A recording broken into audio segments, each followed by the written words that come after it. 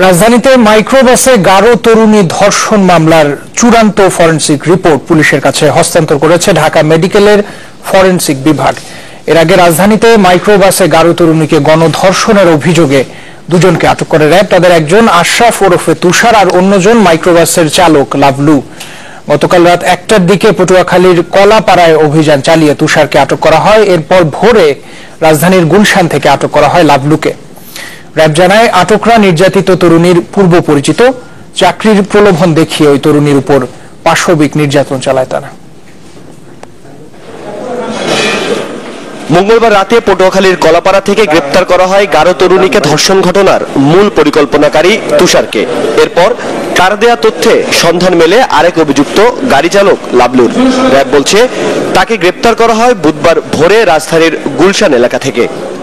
আজ রাত 1টার দিকে কলাপাড়া থেকে আটক করা হয় এবং তার দেওয়া তথ্য মতে জাহিদুল ইসলাম লাভলুকে প্রায় 5টার দিকে ভোর 5টা থেকে গুলশান থেকে আটক করা হয়। এবং ব্রিফিং এ জানানো হয়, নির্যাতিত তরুণী অভিযুক্তদের পূর্ব পরিচিত।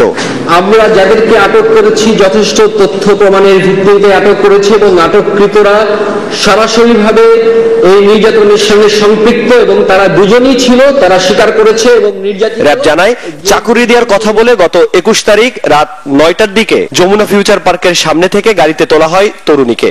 এরপর চলন্ত গাড়িতে চলে নির্যাতন। কুড়িল বিশ্ব রোড 300 ফুট রাস্তা ঘুরে আনুমানিক রাত 1টার দিকে নামিয়ে দেওয়া হয় উত্তরায়।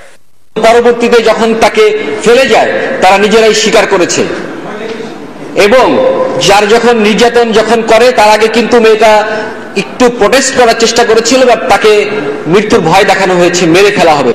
অভিযুক্ত তুষার ও লাভলু ধর্ষণের কথা স্বীকার করেছে বলে জানায় র্যাব। এই ঘটনায় ব্যবহৃত মাইক্রোবাসটি জব্দ করা হয়েছে। হিরণ খান, চ্যানেল 24, ঢাকা। দেশে নারী নির্যাতন দমন আইনে দায়ের করা মামলার সংখ্যা বাড়লেও কমছে দোষী সাব্যস্ত হওয়ার হার। 3 জেলায় এ ধরনের মামলা নিয়ে চালানো এক গবেষণায় দেখা যাচ্ছে যে 2009 সালে দণ্ডাদেশ পাওয়ার হার ছিল 1.92%। সেখানে 2014 সালে এসে তা নেমে দাঁড়িয়েছে 0.4%। দণ্ডাদেশ না পাওয়ার বড় কারণ হিসেবে গবেষকরা চিহ্নিত করেছেন আইন জটিলতা আর তদন্ত প্রক্রিয়ার ধীরগতিকে। আর সেই সাথে রয়েছে মামলা মিথ্যা হিসেবে প্রমাণের চেষ্টাও।